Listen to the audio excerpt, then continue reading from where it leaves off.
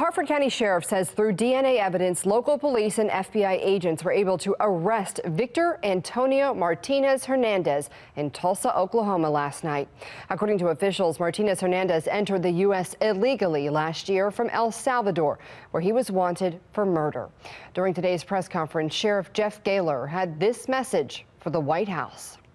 Here in Harford County, we are 1,800 miles away from the southern border, and the American citizens are not safe because of failed immigration policies.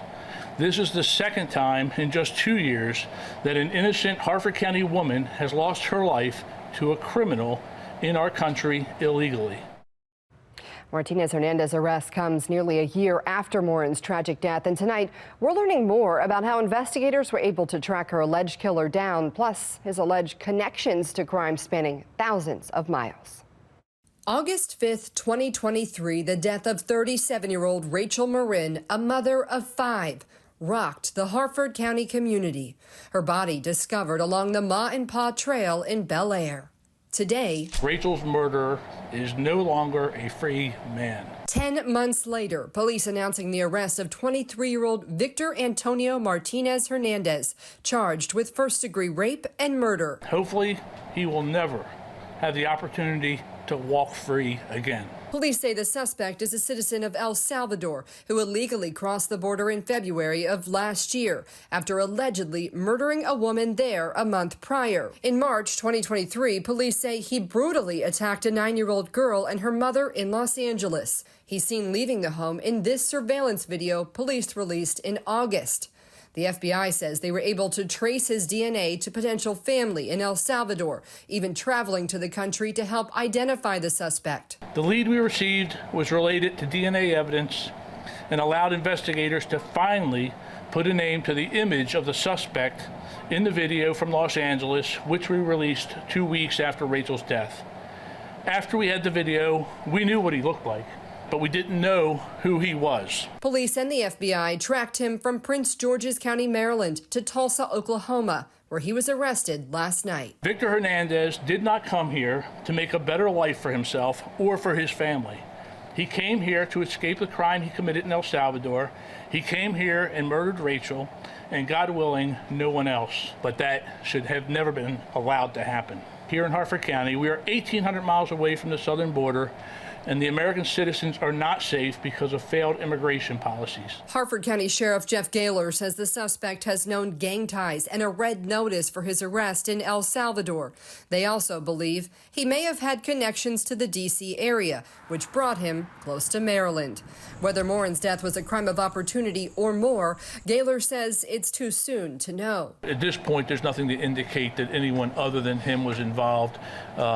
We do have some belief that he spent some time here in the Bel Air area, so he may have seen her in her more or less routine operations. Morin's mother, I am so grateful that they have brought us to this place. Emotional, keeping her remarks short, thanking police for their tireless efforts. At one point, when things seemed like really bleak and hopeless, the lead detective said to me, "Patience will win in the end."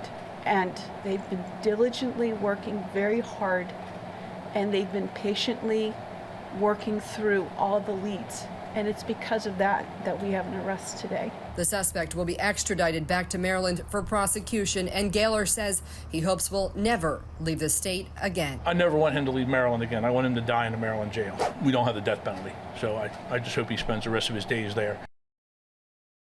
Well, Sheriff Gaylor not mincing words, pointing out that this is the second time in 2 years a Harford County woman was killed by an illegal immigrant from El Salvador.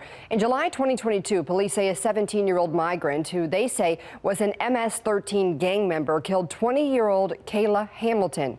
Fox 45 News spoke to her mother just last week about an undocumented migrant convicted of sexual assault in Baltimore County, where authorities released him despite an ICE detainer. They've already broken the law by coming here illegally, but you're treating them like they're above American citizens. The way that everyone is treating these illegal aliens that are criminals, the way they're being treated, I am so afraid that he is going to walk away from this and be able not to be punished for his crime. Well, when it comes to that Baltimore County case, ICE agents arrested Raul Calderon and Tiriano last month, days after a Baltimore County judge released the convicted sex offender.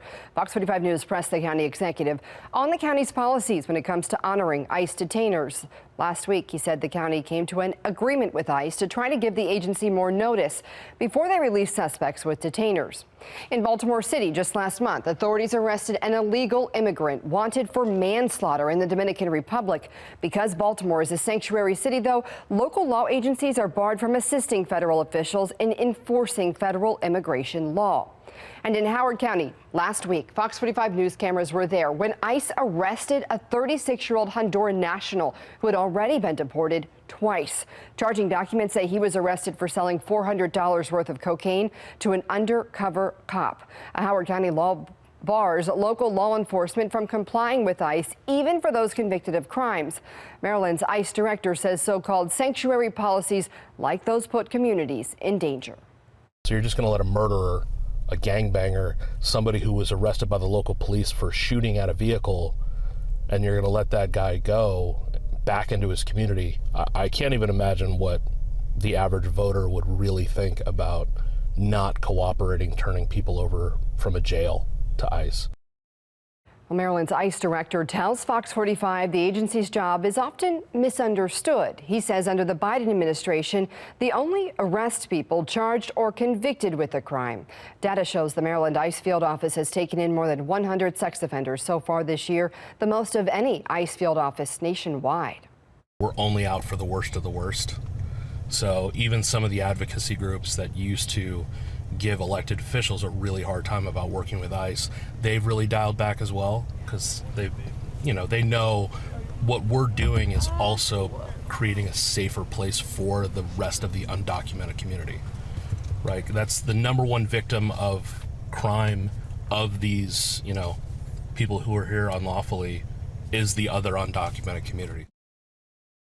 Fox 45 has done extensive reporting on crimes authorities say illegal immigrants have committed in Maryland and jurisdictions' policies on ICE detainers. You can find all of those reports right now and more on the suspect in Rachel Morin's murder on the Fox 45 News app. Just scan the QR code on your screen to download it for free or search for BFF in your app store. I'm Kai Jackson. Thank you for watching. Here's another video to watch. Also, please take a moment to subscribe to our channel.